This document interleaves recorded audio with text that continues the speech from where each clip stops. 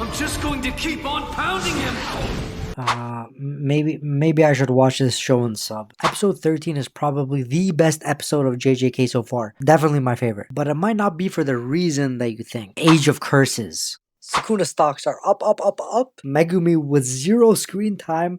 Somehow his stocks are up. Whoever is spoiling shit in the comments, I hope you choke on a crayon. To the rest of you, it's all love. Last video we talked about Toto the horn dog, and man, y'all seem to love that shit. This week we watched episodes 10 to 13, and honestly, great change of pace. Episode 10 starts us off with a couple of real life movie references. We get a Joker reference, and get this, we get a scary movie reference called Super Scary Movie. The level of originality in this show is mind-boggling. Anyway, this episode is centered around 2 main characters, right? Junpei and Mahito. And unfortunately for our boy Junpei, life is kicking this guy right between the nuts. The slow burn of Junpei going down a dark path is actually well done. The people who are supposed to be there for him, like his teacher and his dad, aren't around, as we find out later, and he's getting bullied by a bunch of losers. Mahito, being the evil bastard that this guy is taking full advantage of the situation. I'm not gonna lie, watching this for the first time, I thought Junpei was headed in one of 2 directions. Either he was gonna become part of Mahito's gang, which I guess he kinda did, or he was going to eventually turn and join Itadori and the gang at JJK High, right? Whatever the fuck the school is called. What actually happens is kind of a left turn, but we'll talk about it when we get there. The soul comes first, and so exists before the body.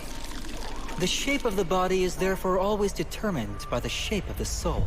My technique is to make contact with the soul and then alter its shape. What I found super interesting was that Mahito stuff, right? Like, we find out his body, and I guess the body of all beings in JJK are shaped around the soul. He makes the soul seem like it's the super mechanical thing, like very different from the heart, which I don't really understand. Maybe it's like a translation issue with the dub that I'm watching, but I didn't get like a clear difference between the two. Anyway, we got why he sees the soul so mechanically, I guess, because he's like a conglomeration of negative emotions, which kind of fall in line with his ideology that life has no meaning or purpose. When you think like that, it's very dangerous. It can allow you to do evil with the justification that nothing matters, and there's no objective good or bad. Ah, what a relief. I'd be in trouble if Satoru Gojo were here. This episode is brought to you by Gojo's Glazed Donuts. You can't have a JJK episode without some Gojo Glaze, am I right? I wish I had enemies that hyped me up like this, man. Holy. Jumping into episode 11, we're getting a showdown between Nanami and Mahito, right? What? His cursed energy's increasing? Thanks to you, I'm going to have to go into overtime.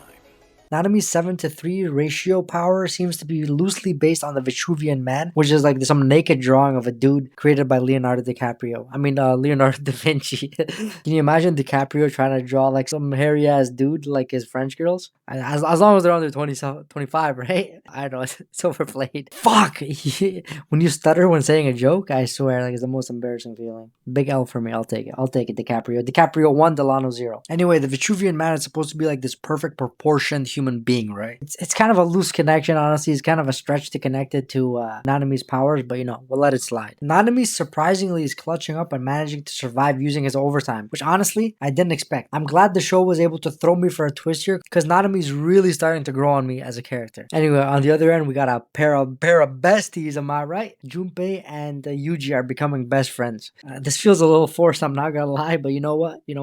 We're rolling with it. So hey, tell me about your mom. What's she like?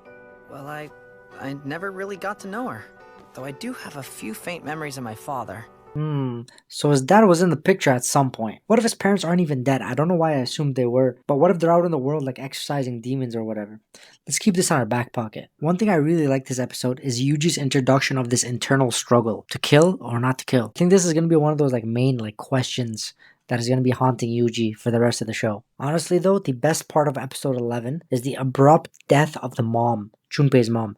The show really lulls you into this like a regular flow of a shonen, and then BAM! Hits you with this big event that like, it almost feels like a twist, but it makes complete sense in the direction of the show.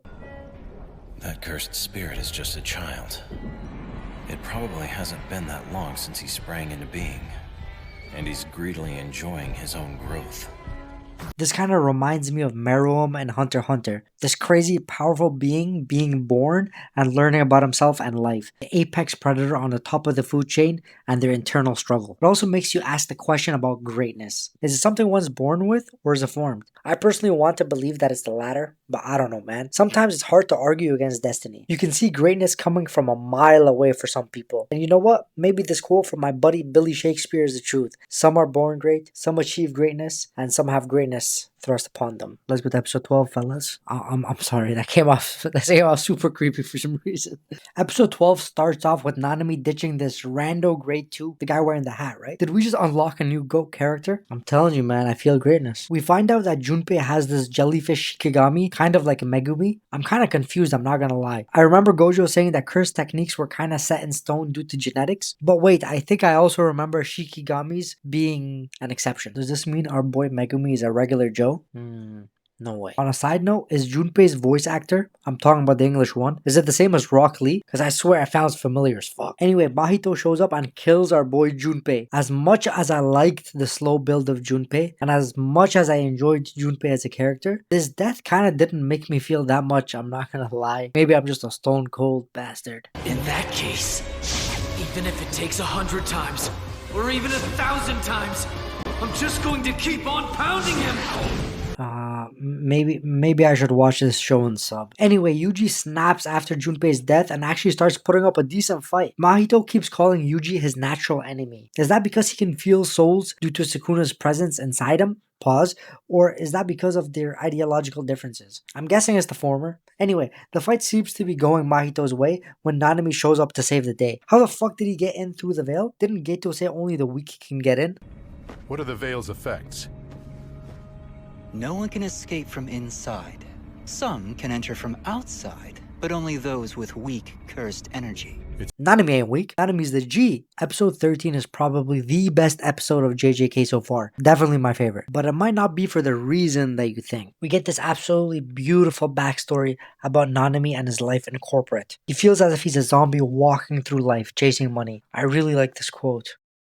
Frankly, no one would even mind if I were to just vanish. But people who wanted bread would definitely mind if their bakery was gone. Yet for some reason, my job, which exists completely outside of the natural human cycle, pays better money.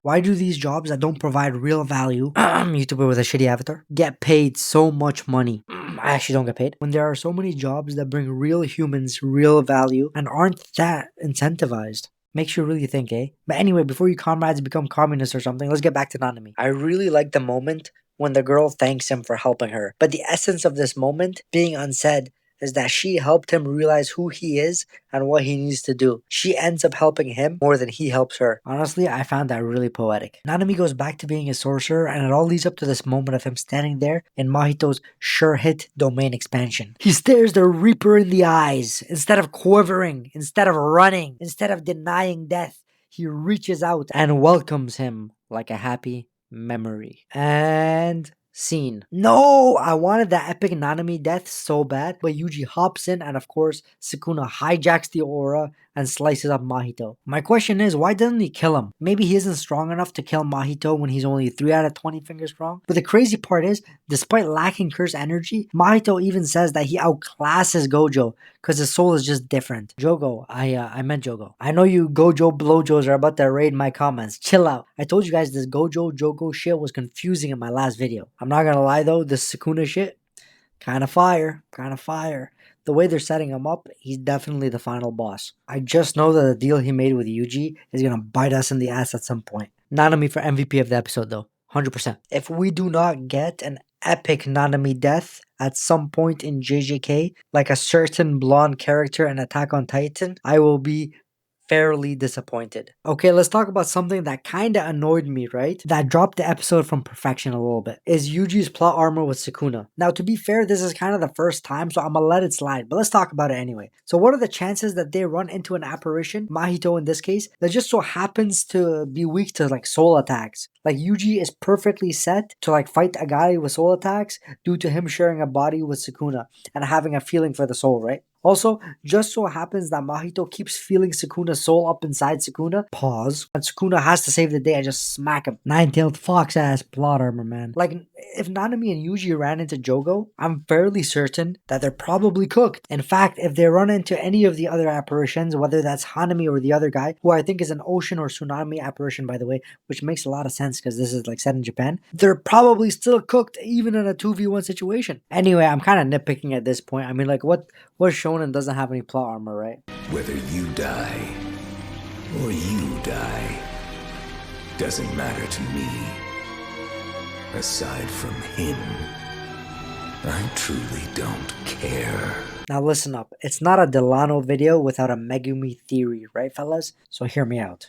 The way that Sukuna kinda remembers Megumi is almost as if it's someone from his past. My previous theory was that Megumi was like from the line of one of Sukuna's rivals, but what if he was one of Sukuna's rivals back in the day? We know Megumi doesn't mess with his dad, and he has some girl he remembers that died in his past or something. I don't know, I'm just trying to connect shit that maybe doesn't even connect.